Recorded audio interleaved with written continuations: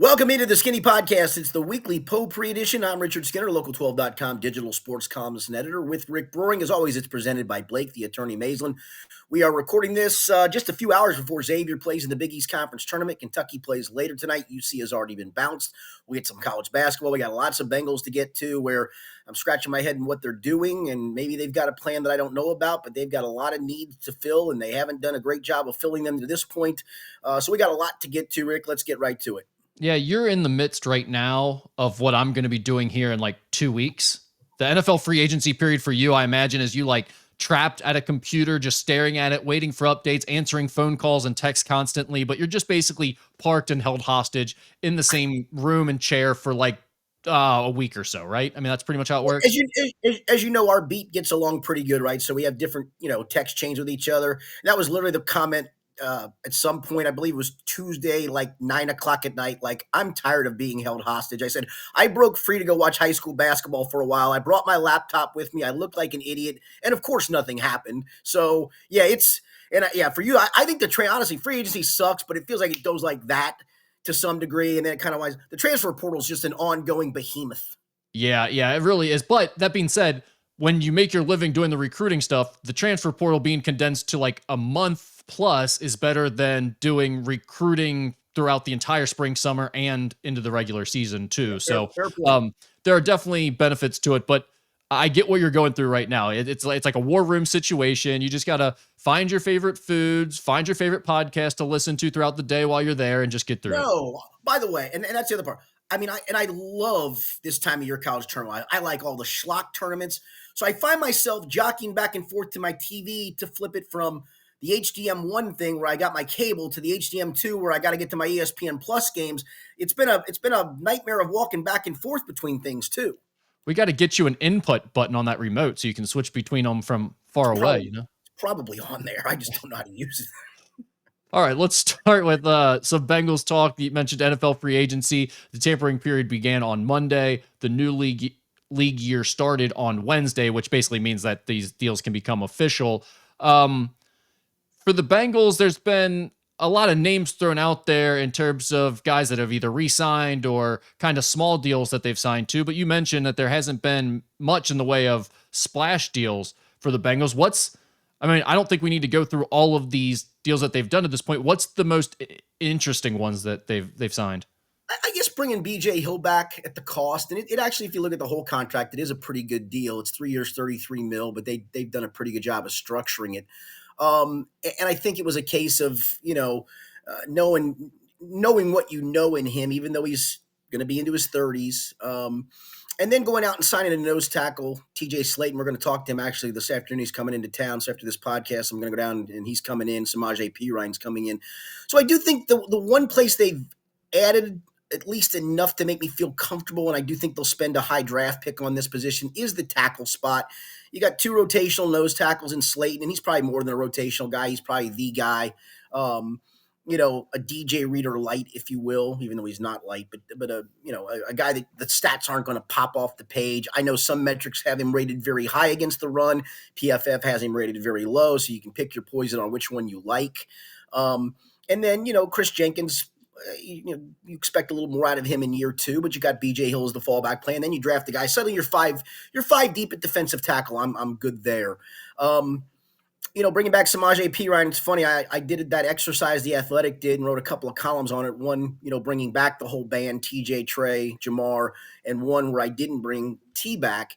And in both scenarios, I wound up signing Samaje Perine back for basically the cost. It was funny. They had him at $2 million. I think he signed for 2 years and $3.8 million. So it was perfect. It was the right price. And I think it's a good fit.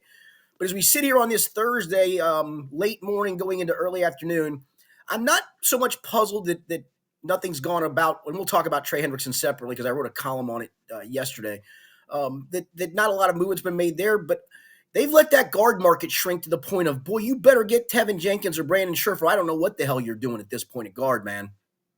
Okay, so there's a lot to unpack there with what you just said. Let's start with the last thing. Is that the biggest glaring omission right now? The biggest thing that they needed to fix that they haven't done anything about is the guard position? And yes, that, and then the determination of what do you do with Trey Hendrickson? Because, I still think you're in need of an edge rusher. Maybe you feel satisfied that you got Miles Murphy, Joseph Osai, again, probably a first round or at least by the end of day 2 draft pick that you can feel can become a rotational piece there. But that's a nice rotational piece if Trey Hendrickson's still around. If Trey Hendrickson's not around, then you got to go to the free agent market. And the free agent market right now at edge rusher, most of the good ones have been snapped up.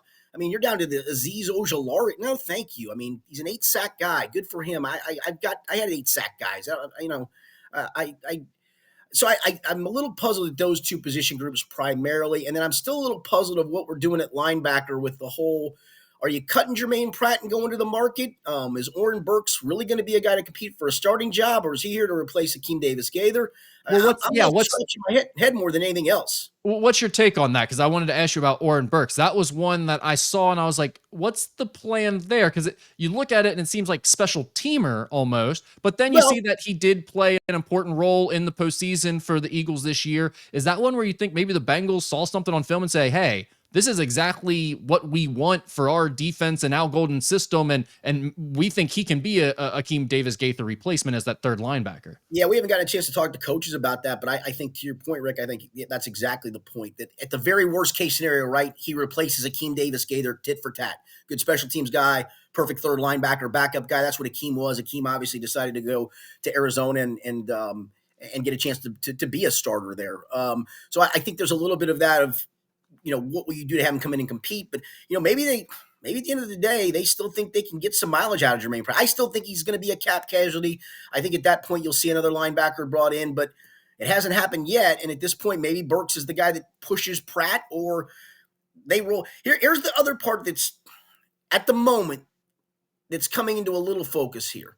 That Duke Tobin at the Combine said, I don't want to just pay to bring the band back, right? But it feels like that's kind of what they're doing on defense, at least. Yeah. And that makes me wonder, do they think that, you know what, this was all Lou Anarumo's fault. Our new guy is going to fix all of this. Okay. I mean, we're going to find that out, I guess, if that's where we're standing with all this. That would be concerning if that's the mindset there. Going back, you talked about Samaje Perine a little bit. Obviously, I understand the fit there. It makes sense. But is there any bit of wanting to get a guy that was in the Chiefs organization back? Just like, do you think there's a little bit of stealing some secrets going on there to bring him back? I don't. I think it's more familiarity with the guy that, listen, they didn't want him to leave here 2 years ago when he went to Denver, right? And I think Denver promised him a bill of goods of, hey, we're going to give you a bunch of snaps. And then he became the third running back there. And he fit a great role for Kansas City last year. I think he had 50 receptions, and we always know him as a great pass blocker. I think when he left, it was, all right, Joe Mixon's the guy here. He's clearly the guy, even though Samaje get more snaps in that 2022 AFC Championship game than Joe Mixon got. But I think the writing for him was on the wall, and I think he was promised something in Denver that he didn't get. And so the perfect fit to come back in a system that he knows and players that he knows and a comfortability factor. So, no, I don't think it's for intel purposes. There was that video that went viral after the Super Bowl of Pat Mahomes dapping up like 3 or 4 of his teammates. Samaje Perine was right there at the end of that group, and Pat Mahomes passed right over him to go dap up someone else, like just left him hanging as Samaje stood up to give him a handshake. You think the slight from Pat Mahomes is what sent Samaje Perine packing, saying, I'm going back to Cincinnati? Maybe that was the final straw. That's exactly what it wasn't. Maybe opportunity. It was Pat Mahomes dissed him, and he said, "To hell with this place." And maybe he's had enough of Brittany Mahomes or whatever her name is. People don't like her either. The tight end position, though, Skinny. Mike Gesicki re-signed, and they also re-signed Tanner Hudson. Any thoughts on what they're doing there at the tight end spot? No, I think that's exactly what I put down on paper. I would have done too. Obviously Eric All's going to miss the year. I'm guessing that they may not have brought Tanner Hudson back if All was healthy. I do think they always plan to bring Gesicki back because I think they treat him like a third wide receiver more than they treat him like an inline tight end, and that's fine. And so now you're set at the tight end spot. It's Gesicki, it's Tanner Hudson, Drew Sample, Cam Grandy got snaps last year as a fourth guy. Tanner McLaughlin's still around if he can develop, and maybe you waste a late pick, although they only have 6 draft picks at the moment. So I think to their credit, they're set at tight end in my opinion, and they did a good job by bringing Gesicki back. You guys did get to talk to Gesicki, and it was a pretty good exchange there with the media that he had. I mean, this seems like a guy that is genuinely thankful, happy to be in the position that he's in, and he had a couple good anecdotes to kind of go with that. Of one, him hearing Joe Burrow talk about him nationally when he was doing that interview tour during Super Bowl week, and he's saying, yeah, we need Mike G back. And Mike's there go, I think he's talking about me. I thought that was pretty funny. And then he had the text from T. Higgins that said, nah, Mike is rich. I guess what I'm getting at is I kind of gained some respect for Mike Gesicki this week. I thought he had a good week in the public eye. He was fun to hear from. Yeah, no, he's exactly what the doctor ordered at that spot. And it's funny the way they've done that tight end position. Everybody's been critical of it, but they've hit on it. They hit on it with Gesicki last year. They brought him back. They hit on it with Hayden Hurst for that 1 year. They let CJ play out the final year of his contract, and he played really well that They last missed year. 1 year on what's Right, his Irv face. Smith. That's right, Irv Yeah. Smith. They missed on Irv Smith, and actually, Irv Smith being so bad allowed you to throw Tanner Hudson in there and then go, We it's got okay, yeah. Okay, so Skinny, we've kind of talked about the moves that have been made to this point. You mentioned the lack of going after a guard to this point. So what's next? I mean, do you think they still have some big moves to come here, or are we kind of just playing this out, adding a few more guys to get the band back together, and then moving into the next period, which is the draft? Yeah, they're going to have to add a starting guard, and there's not. I think it's Brandon Scherf and Tevin Jenkins are the two main guys left. I mean, you can't roll into training camp with trying to pick two guys out of the following three to be your starting guards: Cordell Volson, Jackson Kirkland, Cody Ford.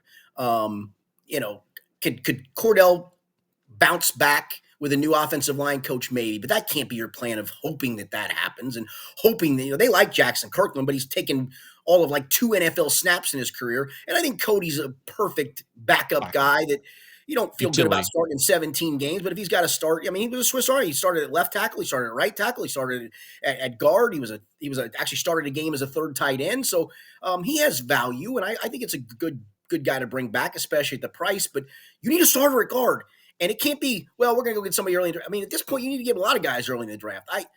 That's the one that puzzles me. And then obviously, again, the elephant in the room is what is going to happen with Trey Hendrickson, in my opinion. I know everybody thinks it's Jamar and T. I think Jamar gets done. You know where the price point is. They know where the price point is. At this point, just get it done. The T one, we'll just see where the finances go. The Trey one to me is interesting, Rick. And I wrote a column on this yesterday in which, so the Bengals allowed him to go seek a trade. And I think it's the right thing to do. Go find out what your market value is. But at the same time, we also, in addition to that team willing to pay you, we want compensation back. And I think as Albert Breer was the first to report this on Monday on SI.com, their national columnist, of, the Bengals, the Trey camp said, yeah, we think we can get a first round pick back.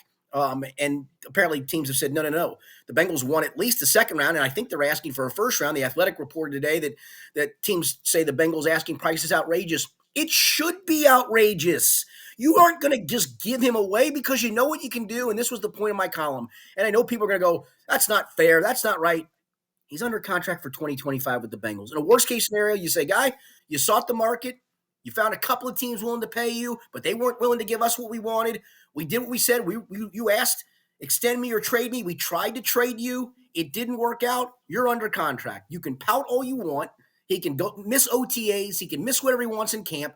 But you know what these guys have to do, Rick, even though they fuss about this stuff? You want Show up to get paid. 2026? Go ball out again. Yeah, I've had enough of Trey Hendrickson, to be honest, and a big reason for it is I don't blame Rick. I do, because you know why? Because he did the what? same stuff last year. If he wouldn't have done it last year, then maybe I'd be willing to sit here and listen to him do it this year. But you made no sense. You exposed yourself as a dummy who's selfish and only in it for yourself last year. Now that you're doing this again, you're just a distraction, man. You're just a problem. And granted, you're very good, so hopefully it all works out and you can sit out and you come back and you ball out and you get your money next year and all will be forgiven. But right now, like I'm done hearing from Trey Hendrickson. He's an idiot.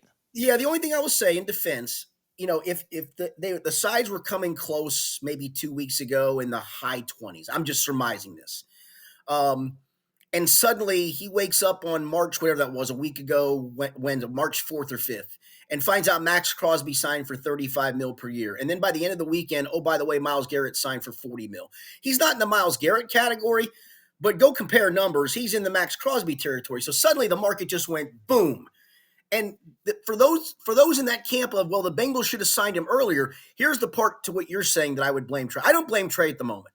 Listen, he made his demand. The Bengals met the demand. Okay, go see if you can find a trade. They've tried. It hasn't worked to this point. He's found maybe a couple teams willing to pay, but again, they're not willing to give the Bengals the compensation the Bengals want. And again, that's the part for the Bengals. They can say, Thanks, but no thanks. We want more than that. If you're not willing to do it, we're not going to trade the guy because we still have him under contract. The part for me that would have been interesting, Rick, is let's just assume for argument's sake that 2 weeks ago the sides had come to terms on an extension. And it was in the average 28 mil category, probably more than I thought that he was going to get.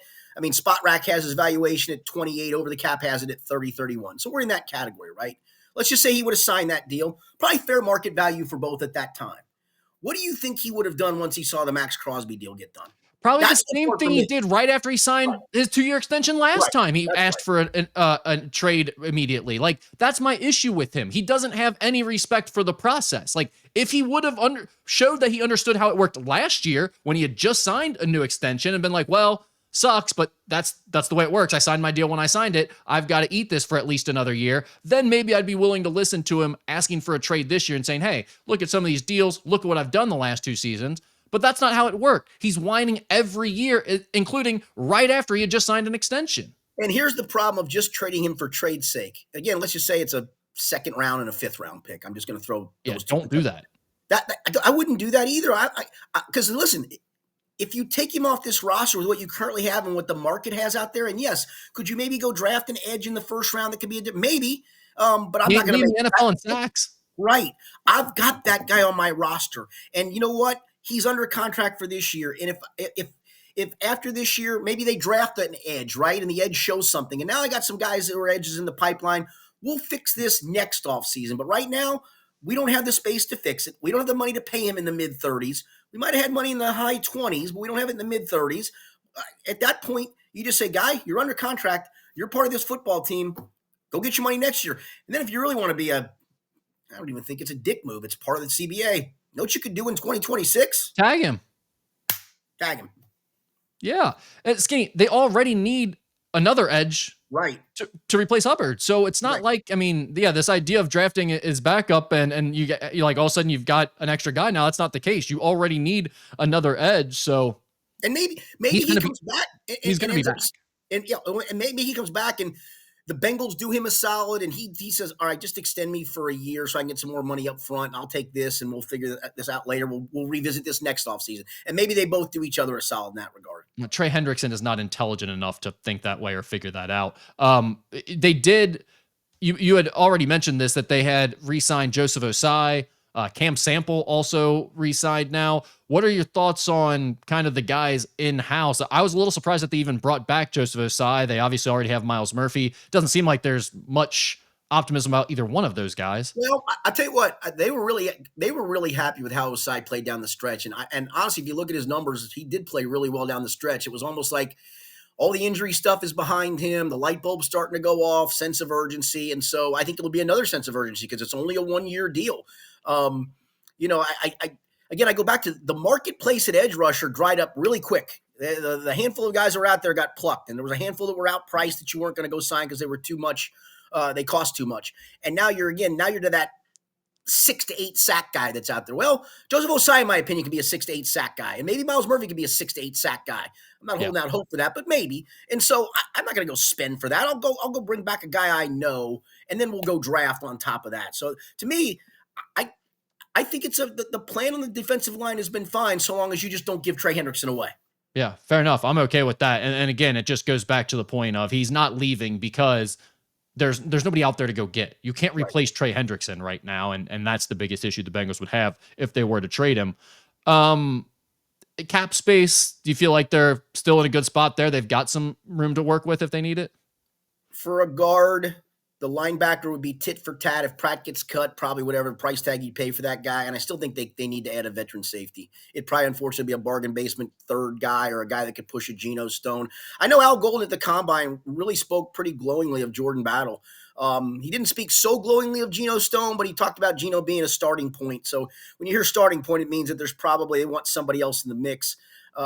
So hopefully they add to the back of that room, not even the back of that, add to that mix of a third safety-ish position. What else have you seen around the NFL that might be interesting to note for Bengals fans? Well, I mean, the Minnesota Vikings got really good. They went and got the trenches fixed on both sides of the ball.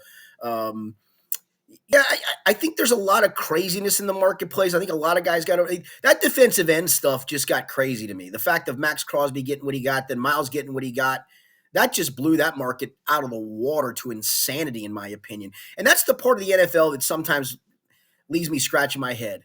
Do you think the Raiders are a good organization? Do you think the Browns are a good organization? So just because they were willing to make stupid moves, does that mean you got to follow suit? I know it's because that's what the market says. Doesn't mean you got to do it. Yeah, and oftentimes that's what gets teams into trouble is them Yes. chasing those types Chase of the moves market. and getting desperate after the fact. So I think there is value in being proactive and being the team to go out and get your guy and maybe overspend a little bit to get the guy you want. But being the team that's chasing the tail and being like, well, everyone else did it, so now we got to go get a guy and overspend for someone who's not the guy you wanted. I don't think that makes any sense I'm at with all. you. All right, let's move on to the Reds. Skinny. Hunter Green was named the opening day starter. That was a topic of conversation last year when he wasn't named the opening day starters. David Bell opted to go with Frankie Montas. Did you think it was the obvious decision this time around? I do. I mean, All-Star last year. Other than that one outing in spring, he's been his most recent one. He seemed like he was really electric. I think he's been really, really good. I think you saw him mature last year, which is all you needed to see. And yeah, I mean, he is the top of the line guy. I mean, he will be in the mix for the Cy Young if he pitches healthy this season. I think there's no doubt about that. So if you're Terry Francona, it was a no-brainer in my opinion. Now, that contract the Reds signed continues to look like one of the best moves they've made in a long time.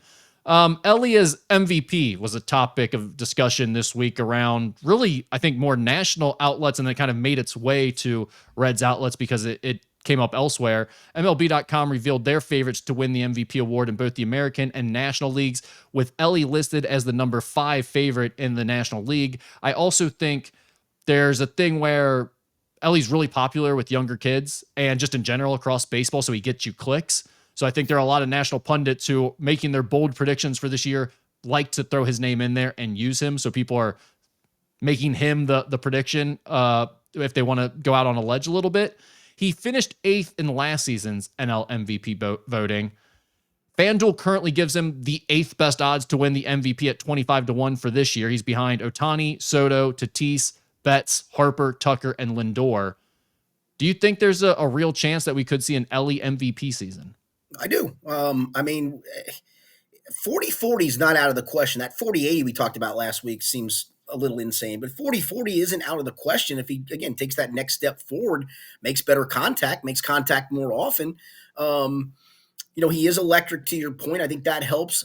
I think you would probably have to have Ohtani get hurt. That's what I was just gonna say. Ohtani has to get hurt though, right? Because Yeah, otherwise, there's no yeah, argument. but it's worth. It would probably be worth a 20 spot to win whatever it was, 500, and then maybe back yourself up with a little bit of Soto money and a little bit of Ohtani money to kind of balance out the scales. I think that would be a fair way to go with this. Yeah, let me just throw this out for a little bit of perspective. Last year, when we were towards the end of the season and people were publishing, like the odds for the MVP voting, Ellie's odds at that point were 22-1. At the end of last season, when it was clear he wasn't going to win the award, like it was obvious he wasn't Yeah. getting it. So being 25-1 going into this year, I wouldn't necessarily say that means like he's become more of a favorite to be the MVP this year, at least by Vegas's expectations. Soto coming back to the National League has probably knocked that down just a peg, right? Soto makes it tough. Obviously, that gives you a secondary guy along with Ohtani, but Ohtani's going to pitch again this year, Skinny. Like, I know. he does offensively, but you're going to have to add in his value as a pitcher this year And that's because my point. he's back from that. Just how could it be anyone else unless he completely misses the year, basically? And that's the only thing you would have to go on is just you make that bet, and I hate to do that with anybody. You make the bet on an Ellie, you go, yeah, but I'm hoping that guy gets hurt. I don't hope anybody gets hurt. I mean, but that would be the reason to make that bet. Yeah, and even then, I mean, still Soto, then Right. Tatis, Betts, Harper, Tuck. I mean, there's other guys in the mix that are probably going to be ahead of Ellie. Can he pass some of them up? I think so. Is he going to pass Ohtani up? Man, that would be a hell of a year for the Reds if he did. That would be pretty great. Yes. That might be a 50-60 year. Yeah, I mean, the Reds are really going to be a real contender if that's the case. So, I think anybody would be taking that. I don't think he has a real chance to win the MVP for that reason. Any other thoughts on Reds and spring training going on right now, Skinny? No, believe it or not, we are less than a week from baseball starting with is it Dodgers Padres, I think it is in overseas. Yeah, opening game, and then next week's show will basically be the Reds opening day preview. You're right. Opening day preview. That's it. So we'll talk more Reds next week. Kept it a little shorter this week. All right, college basketball time. It is the best time of the year. Kind of a weird time to talk for us, though, because Xavier and Kentucky are going to play later today. So we'll basically just kind of pass over them. Xavier is about to tip Well, off against here's the good Marquette. part. Whatever we say isn't going to age well, no matter whether we're right or wrong, right? Well, I Yeah, guess it could I age mean, well for right. It could age well for right. well, I guess, but even then, it's going to be like, well, we already saw what happened there, so Yeah, there's no need to. yeah, you guys recorded this after those games. Trust me, Yeah, Kentucky yeah, plays at exactly. 9:30 tonight, folks. I will barely be up to watch that thing at 9:30 tonight.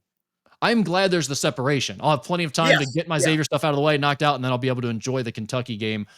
Xavier is about to tip off against Marquette at MSG this afternoon right now, and then Kentucky plays tonight in the SEC tournament at 9:30.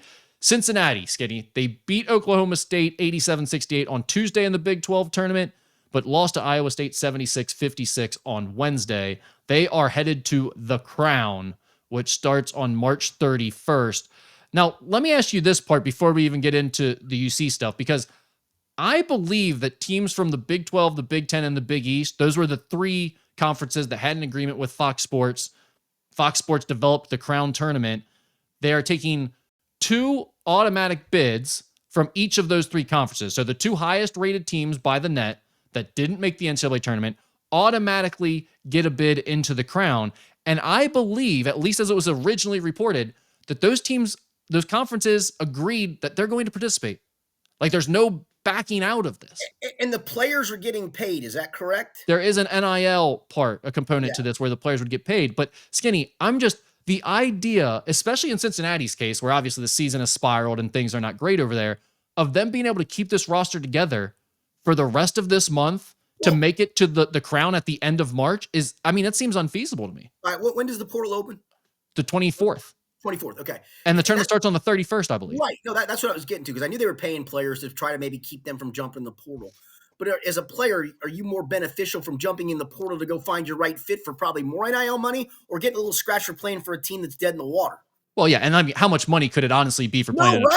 tournament? $1,500, like at the absolute most. I mean, is this going to be like Rayvon Griffith's the best player left on the roster? No knock on Rayvon. I'm just saying, with what could be left, is he the best guy left?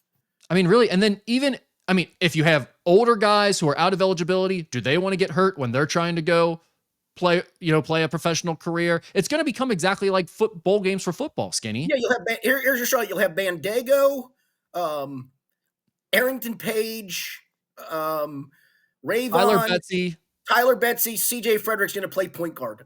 I mean, Yeah. what are we doing? This is a bad idea. And I like the more college basketball, the better. I'll be hooked to the early NIT games like I always am, but this is a bad idea. We don't need more second-rate tournaments. In fact, I'd be, just like with college football, I'd be fine with kind of eliminating the rest of the tournaments aside from NCAA. Expand it a little bit more maybe and eliminate the NIT altogether and all of the other ones. I don't need them. I do like the NIT, but I'm old school. But listen, I mean, what happens literally? There's going to be a team that's going to be down to 4 guys on their roster. Seriously, I know. I don't know how they're going to do it unless they are just going to say teams can opt out. And then if you can opt out, then everyone's going to opt out, I would assume, unless you're a coach trying to keep your job. So then what are we going to have, an 11-19? Well, McNeese State's better than that because they won their conference. Whatever, you know what I'm saying? 11-19 Texas Southern in this thing. Yes. Even though they want bigger, they want Power 5 conference schools, but still. Back to UC though. Obviously, we've been talking about them for weeks here in terms of the way this season has fallen off a cliff, the way it's ending, and the issues they face going forward. One of them being that we already know Wes Miller will definitely be back next year. So there's just a huge lack of momentum. Apathy is starting to set in. The fan base is definitely restless.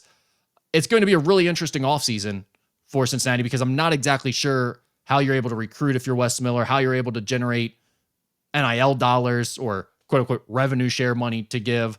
Going to the team though, specifically, we've talked each of the last 2 years that didn't seem like they had a go-to guy. You called it out before the season started and at the beginning of the season each year that their offense wasn't going to be good enough, that they just didn't have the pieces. From a roster building perspective, this is your term. I don't typically like it, but in this case, I think maybe it applies. Is you see a team in need of an identity? Like, what do you do if you're Wes Miller? Yeah, what do you do well? And I know you don't like that, Rick, and it's probably over cliched, but I'm a big believer in teams having identity. I mean, you know what St. John's identity is? We're just going to out tough you and just kick your ass on the glass. Yeah. Texas A&M has that identity. They're not as good, but UConn's is we're going to run really smart offense, good offense, and we're going to get the best. We're going to get a great shot every time. I know this team isn't as good as the last couple, but that was the identity, right? That they're good enough on the defensive end, but we're so elite offensively that we're going to get any shot we want at any point in time. And I got five guys that can always score from different spots on the floor. So I do think there's something. I don't know what UC's identity this year was: dribble, dribble, dribble, get to a mid-range jump shot, or kick it out to a guy who can't make a three. Well, it was like he has put this roster together to be a team like St. John's, where they were going to be athletic, fast, and up and down and beat you up and be an old school UC team. They had none of those traits, Skinny. Their guys aren't tough. They don't coach to be tough. They don't play defense in a tough manner. They don't have any of the traits that you would normally assign to a team that, like a St. John's that's tough, athletic, defensive minded. They didn't have any of that, but it seemed like the way the roster was put together was for that to be the strength. So that would be my biggest concern. It's like, what are you trying to do with that roster? What is the point of a Connor Hickman and a CJ Frederick on that roster? It seemed like they were kind of caught in between of trying to get some skill that wasn't really good enough and also didn't fit with the other guys that they had. And the other guys that they had didn't really do the athleticism, toughness, defensive stuff that they were supposed to in the first place. It ended up becoming a mess. And I don't know how you fix that. I don't either. And then I go back to this. I mean, this is not a news flash. Maybe this guy was just a bad hire who was always going to be in over his head. It wasn't like he did great things at Greensboro. He did some good things at Greensboro, got to the tournament a couple of times. And that, one bid league, and Greensboro's a pretty rich market. I mean, you can do that in a place like that. But did he really do enough to where you take that next jump up the coaching ladder just because you played for Roy Williams or with Roy Williams for a couple of cups of coffee when you're in your 20s? Does that get you a job here? Again, this is not a newsflash, but you got to look back and go, this guy's just in over his head. And I'm sorry for that. And the problem is you had an AD that's just a complete moron in all of this. And the moronic move was extending him when he extended him. He had done nothing to that point to warrant an extension. Not a damn thing. And now you've hamstrung your program. Yeah, I just can't say it enough. I think about this so often. I just can't believe it happened. And I was waving my arms in the moment. I was the one going, what are they doing? Because Cincinnati had just lost to NKU 2 weeks prior, and then they lost the crosstown shootout over the weekend. And then the following Tuesday, they announced an extension for Wes Miller. They had lost 4 games already in the non-conference that year. There was no reason. Yes, it was no one was like trying to steal Wes Miller away from you at that point. Right. It was just John Cunningham making an insane move, and he's made multiple of them. And we've called him out along the way each time. That's your biggest issue. We've discussed that a lot, but for this specific UC basketball situation right now, going into next year, heading into the transfer portal, I think you have to completely blow the roster up. I think you almost have to start over with, obviously, Sean Abayev is going to be your go-to guy. It's hard to imagine Jizzle James is coming back after the way this year went. But if you have him, obviously he's still talented. That would be a nice piece to go with it. And other than that, I don't think there's a guy on the roster that I'd be married to or feel like we've got to do whatever we can to get him back, because again, Skinny, whatever the quote unquote identity or the direction of this team was supposed to be, it's completely lost its way. I mean, it's nowhere near what it should be. Yeah, I would hate to have to fill 10 roster spots in the portal. And I'm not saying you're wrong. And we've seen guys who've built very quickly through the portal, but do you trust him to get it done through the portal? No, and they won't. They'll keep some guys around, but my point with that is there's no one on the roster that you look at and you say, we got to have that guy. I agree with that. And there's no one that says, well, he embodies who we want to be. He fits our system and what we're trying to do here. I don't even know what they're trying to do there, and I don't know what they should be doing going forward either. Yeah, and listen, you should be excited if you're a UC fan about Sean Abayev. I get he's a McDonald's All-American. That's a big, big deal. For sure, yeah. One guy. It's one guy with a coach that hasn't been able to develop guys. Correct. I mean, I remember when Kentucky lost out in the portal on Great Osibor or whatever, and he went to Washington and had a pretty good year, and yet they were sub 500. I mean, okay, one guy ain't gonna make it. I mean, you in this league, you got to have multiple dudes, and the other part, they just don't have dudes, and that's part of the roster building process too.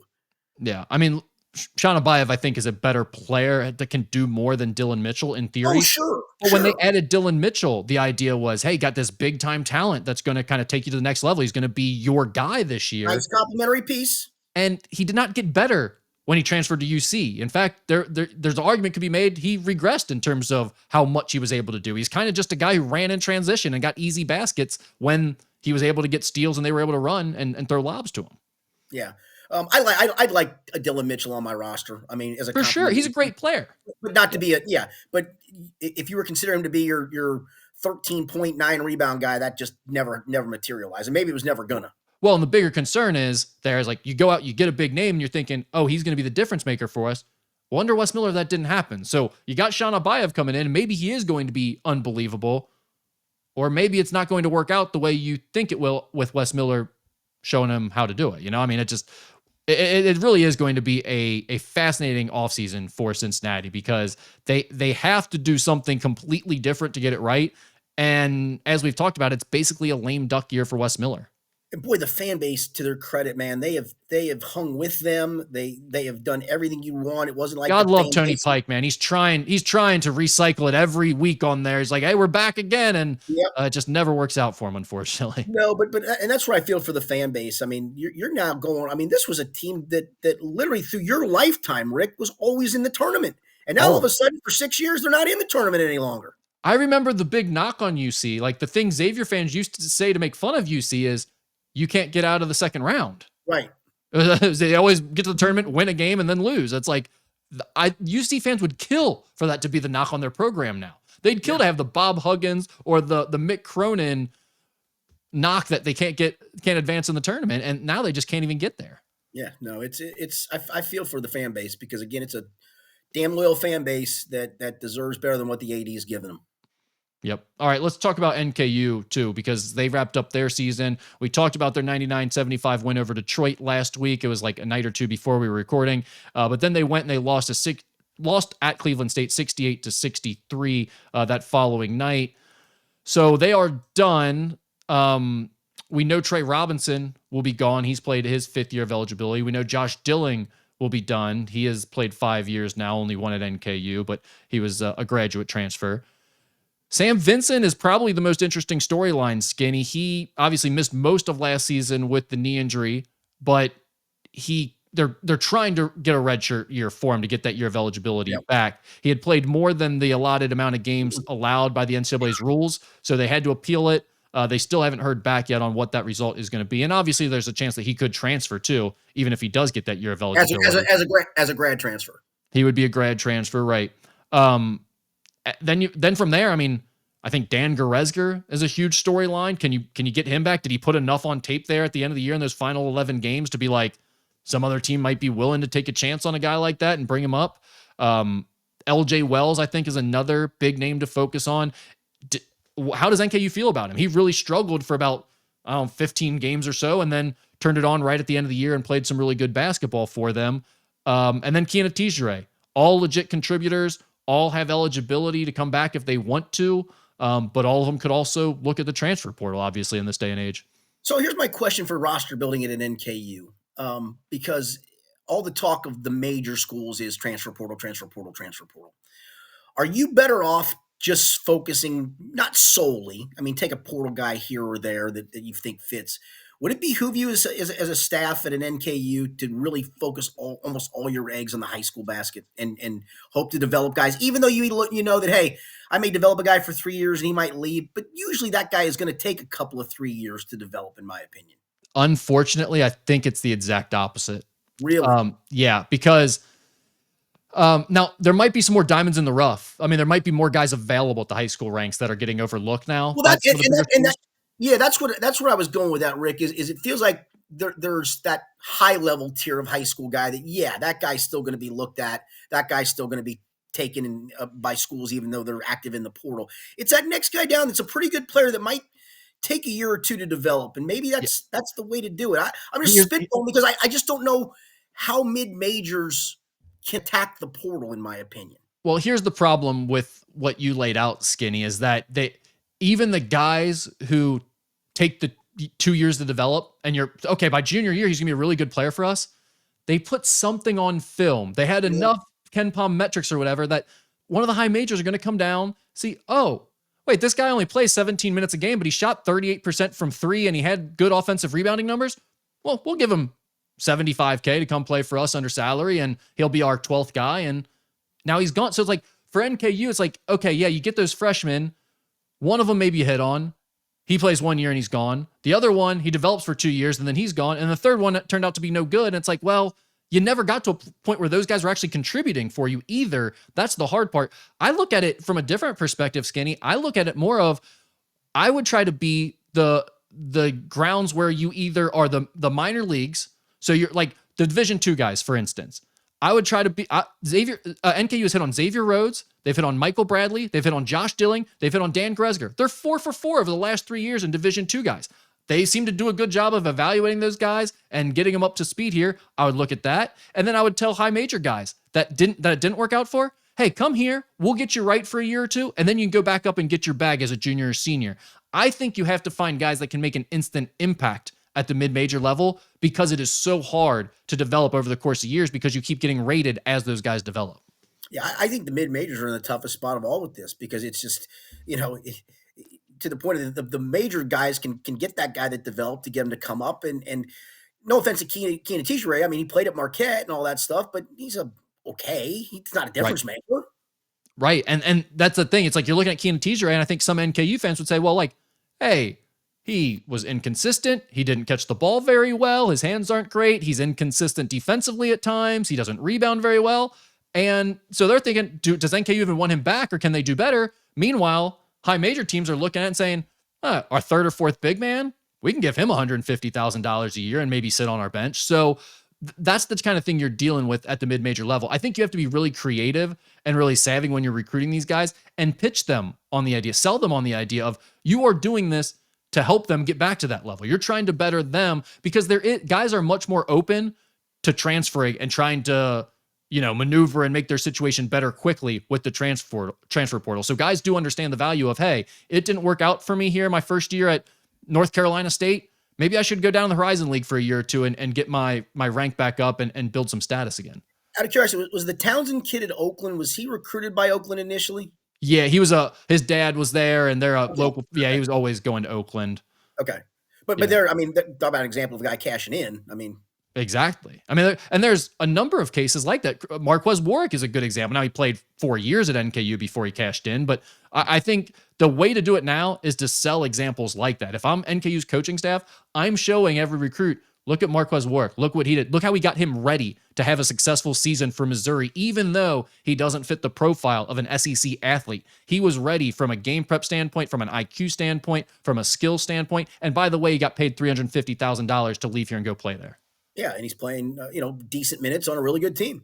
Yeah, so I think and getting paid, to your point. Yeah, if I'm a mid-major team or if I'm NKU, that's how I sell it. Okay, no, I just think it's an interesting dilemma of which way do you go with that. It's totally interesting, and I'm not saying I have the right answer. That's just my initial thought on how I would do it. All right, I think that's it for college basketball. Unless you had any other thoughts on the conference tournaments in general. All right, very quickly, because even though this one, does Xavier beat Marquette, and how far does Kentucky go in the SEC tournament? I'm going to refrain on the Xavier question. Kentucky will get to the semifinals. Yeah, their path is a pretty difficult one to win that thing, for sure. Okay, we will have obviously more. What was your answer? No, I think Kentucky wins. They're going to win at least a game. I'm going to give them the benefit of the doubt that they get to the semis.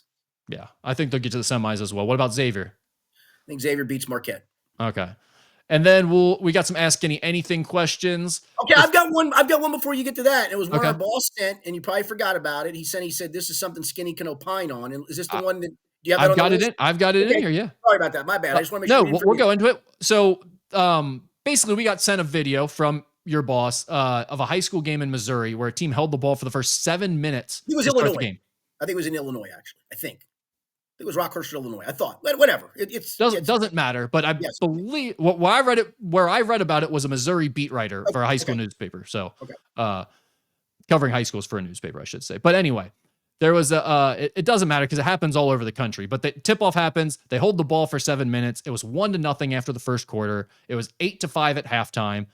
Now the score finished at 36-31, which around Cincinnati in the GCL we call a high scoring game. So I'm not sure how bad this actually was.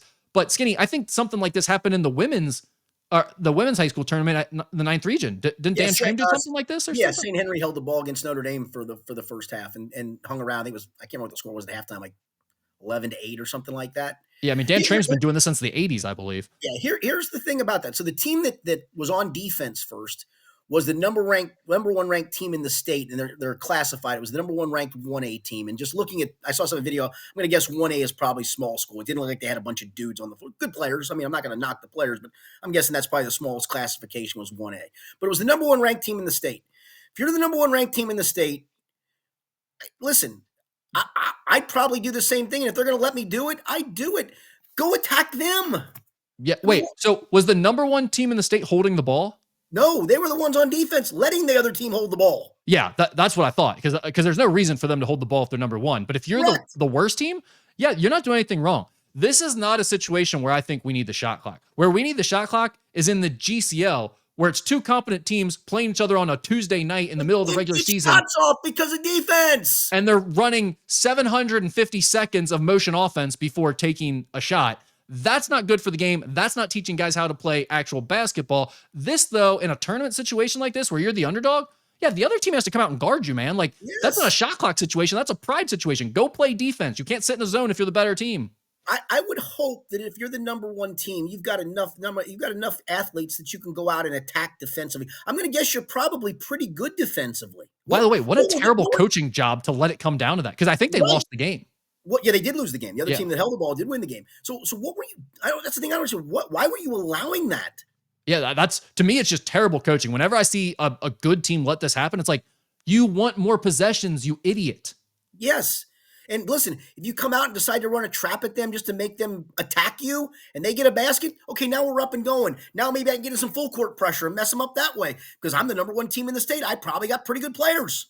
Yeah, like do a little bit of coaching for once in your life. These guys that sit back and let it happen and then complain after the fact are embarrassing to me. Yeah, agreed. If you could ban one national sports pundit from talking about Cincinnati teams, who would it be? Chris Canty. I think he's a dope. Who? Chris Canty. Oh, Chris Canty, yeah. Yeah, I just think he's a dope. I thought it would be a bigger name guy, though, that talked about the Bengals and maybe forced you to aggregate and comment on stupid things that he said. Like, who's the guy that always, the Chiefs fan that's got the long hair with the nose? Nick Wright. Isn't that his name? Nick Wright. As soon as I see him on TV with his goofy jacket and tie for a radio guy, it's like, see you later, click. I don't have much use for him. Yeah, same. I never hear him either. I just know he's always, the only reason I know he exists is because Bengals fans are always complaining about things he said. And it's like, well, he's a Chiefs fan. Why do you care about what he's saying? I don't like, who cares? I mean, the whole Joe Burrow take from these people of Joe Burrow's overrated and can't win big. Get the blank out of here. Yeah, it's just, it's just to get people worked up. I'm not a homer by any stretch, as anybody who's ever listened to me knows. But I mean, honestly, if you just need to have a hot take, my guy, then obviously you're not very good at what you're doing. Yeah, and that's, by the way, that's not the one to have. And I'm still at the stage of I'm still trying to figure out how Stephen A. Smith got paid what he got paid when I don't know anybody that watches him. I really don't. I don't know a soul that watches a guy. He is. And I think if you do, you can't be any dumber for having watched somebody. If you just want to get dumbed down for 5, put him on for 5 minutes and just stare at the screen and go, that was dumb. You know what, though? He is the perfect example of what works in today, and that is social media clips.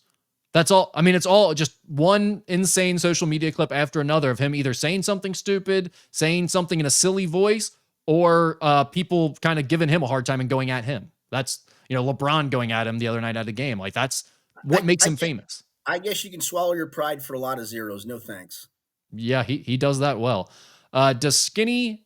Oh, no, I'm sorry. If Skinny were to host a podcast about anything other than sports, what would it be? Probably the mafia. I don't know why I've always been fascinated with the mafia, but I am. That's a good answer.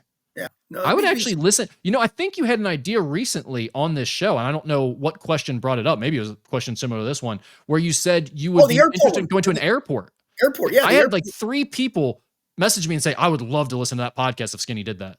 Yeah, it was like have 2 beers with somebody in an airport and just talk to them, or just talk to people in random. Just sit at the bar and just talk to them at random. I love the airport. I when I retire, I'm going to find some kind of job to work at the airport, whether it's drive like the fast park shuttle bus or something where But I can occasionally pop in to just people watch. the problem with that though is then you have to work at the airport and you have all like the parking, the shuttling in, and the security once you get there at your job every day. That would piss me off. Yeah, or I just drive the fast park shuttle bus. Talk to people, meet people there all the time. That would be a podcast. Talk to them as you're driving from fast park shuttle the where you park to the terminal. You should give the fast shuttle drives, but make it like a tour situation where you're like pointing out different things like there's a Manola Yep, Pike and yep. That's a good call. yeah. No, but I like the mafia idea too. I've gotten not into it, but I keep thinking I want to get into Newport history Yeah, no, I'm with you. I because I think live here Newport and is there's a lot of interesting gangster stuff from around here. fascinating. I wish my late father-in-law was still alive because he was a Newport kid growing up, and he had, I'm sure, 1,000 stories of Yeah, those when they people. get all talking into Ratterman, the police Yep. chief, and Oh yeah. the mayor, and these guys getting thrown out of hospital windows and stuff. I mean, there's wild stuff going on. And this Newport was wasn't a like, wild we're not talking place. about like the 20s. We're talking about 50s like, and this 60s. was in the 80s. This Yeah, still was going 50s, on. 60s. So yeah, no question. Um, does Skinny have any March Madness traditions for watching the games? I don't. I do like you and I and Kelsey Conway went last year. I think we may try to do that again. That was kind That of was a fun. good time. It was a good time. We chatted. We watched games. We had some wings. We had some beer. I usually like that on a Thursday. Or if I usually Thursday, I'm doing part of Mo Egger's show at the Yep. Banks, and then I've got friends from the radio business that stay. We probably have lunch, watch the noon games, maybe into the early 2 o'clock games, and then leave. And then, like I said, you and I and Kelsey went on the Friday last year. Those I like doing that. I like being in a place where you can have some conversation, but the games are all the games are on, and obviously there's beverages there. Sometimes the places are too loud. I wouldn't mind finding a little bit of a quieter place, perhaps. But I thought that was a lot of fun. I've always enjoyed doing that. I always love the Mo show on Thursday. You do the morning show with him, then we all get done and we go down and we start watching that first game there. And like you said, it's perfect because that group of guys that we're with, as soon as the game starts, it's like the nonsense kind of chills out and everyone's just watching the game at that point. Well, Bet. and then you got the people in the bar who've bet the team to the first 10 points because all of a sudden somebody makes the 10th point and half the bar cheers and Goes like, oh, nuts. this is good. Yeah, I yeah. I would, always li- love that Thursday. I would like to do this. So the guy I coach AAU in some high school ball with, and his son played for me. They went out for his 21st birthday. Was it last year or the other before? I think it was the year before he turned 21. They went to Las Vegas for the first weekend of the NCAA tournament. And he said it was everything you thought it was going to be. Although he did warn his son, he goes, listen, he said, if you're about to win a bet on a close one, don't say a freaking word because there's probably somebody's got a lot more money on it sitting next to you that just lost that bet. I'm like, yeah, that's a good call. Yeah, that's a good little piece of life advice for a youngster there. The one thing I'll say about Vegas, I'm sure it's great, but the appeal of that changed when gambling got legalized everywhere else for me. It's true. You're right about The that. fact that I can go into Smoke Justice now and watch all those games on the Friday, and it's not going to be as crowded as like a Vegas sports book. And make your bets there. Yeah, it's just I don't know that I need the other elements of Vegas to have a good time. That Yeah, might not be what I'm really looking for. I just like to say I did it. I don't know why, just because it's one of those that just you're away from home too. There's always that ass. It's just I don't know. I want to do it once. I think I do too. I always like that was a huge thing that I wanted to do for the longest time. But over the Right. last few years, I've been like, man, I really don't have the desire to go out to No, Vegas as much as I once did. no, you're right. I mean, I can save a lot of money. Just go down to Smoke Justice and have a few wings, have a pitcher of beer, and I'm out $30 as opposed to whatever for a flight, whatever for a room, Yeah, and 3,500. yeah, exactly. Yeah, that's the one thing that my patronage has gone to places that understand how to be a sports bar around here. Very few places are good at that. If you understand how to put up like a good bank of TVs, turn the sound on, and actually have them programmed to the game when the game starts, that's like that's a lost art in today's restaurant scene. No question. What is Skinny's favorite chain pizza joint? Believe it or not, and we never get it anymore. I don't know why. I like Pizza Hut as a Like the chain. traditional? No, either one, traditional or deep. It's not a chain like national, but it's the best pizza I think I've ever had. And it was when I was covering UK. They have some in Lexington. Believe it or not, I think they have one of these in Carrollton. some in Louisville. I'm guessing some other parts. Hometown pizza. They Yeah, had them here for a while. I've had, yeah, they used to have one down in Covington, didn't they? Or Yeah, Like on DeCourcy there by Holmes, they had Mikan. one up. They had one up here off Route 18 in Burlington, close to where I lived. I loved hometown pizza. Was that Hometown Pizza that I'm thinking of there by Mikan, or was that Germantown? I think I was Germantown. Yeah, yeah, yeah. Sorry. Before you get around the bend, yeah, they was Yeah. Germantown pizza. Okay, never mind. But okay, I believe I've had Hometown. I've definitely seen Hometown before. Chain wise, you know what got me recently that I do not like Domino's typically. I don't But either, but occasionally I have a hankering for a Domino's, and I don't know why. And then I have it. I'm like, that's pretty good. I could probably do that, and then I never do it again. they had a deal the other day that I just happened to see as I was like on my way home, and the wife had already said like you're on your own for dinner, whatever. So I happened to see this app on my phone. I clicked their app, and they had a large pizza with any toppings you want for $10. So I got their thin and crispy pizza with the crust, thin and crispy. Their thin and crispies Really? underrated, Yeah, shockingly good. Yeah. I've just usually done their normal, and I like their dough usually. I like their crust. Oh, see, that's the thing. I'm not a Domino's guy. I don't really like their crust, so the thin and crispy really fixed it for me. It Okay, was much all right. better that way. Yeah. Yeah, it's weird because depending on where you are, some of them make the thin and crispies really good. Some don't. Some places make the thicker, deeper ones good. Some places don't. It's a weird mix. The older I've gotten, the more I've started to gear towards the thin and crispy. I like the thinner crust now more than I used to. I can't eat like Chicago deep dish anymore at all. That just doesn't It's do it for funny. me. I can do that so I'll get Bourbon House pizza like once a year, and every time I get it, it's like, man, I can't wait. And I get a slice, and I tear through that slice, and I eat it, and then I go, I can't do another slice. And Yeah. it just sits on you. It's good. It just sits on you. Yeah, I've gotten to that point. I just don't do it anymore. But all right, that's all we got. All right, good stuff. Appreciate it very much. We will be back next week. We may do this on a Wednesday so we can preview the NCAA tournament. Does that sound like a Yeah, plan? that would make sense. Yep. So we'll do that on Wednesday. We can preview the NCAA tournament. We'll have some more Bengals to discuss. Will Jamar be signed at that point? Will T be signed at that point? Will they sign a guard by that point? Will they have Trey Hendrickson traded, or will he still be a Bengal and extend him? A lot to get to. We'll be back on next week's podcast to discuss that and more. For Rick Broering, I'm Richard Skinner. It's been the Skinny Podcast, the weekly Pro Edition presented by Blake, the Attorney Maislin.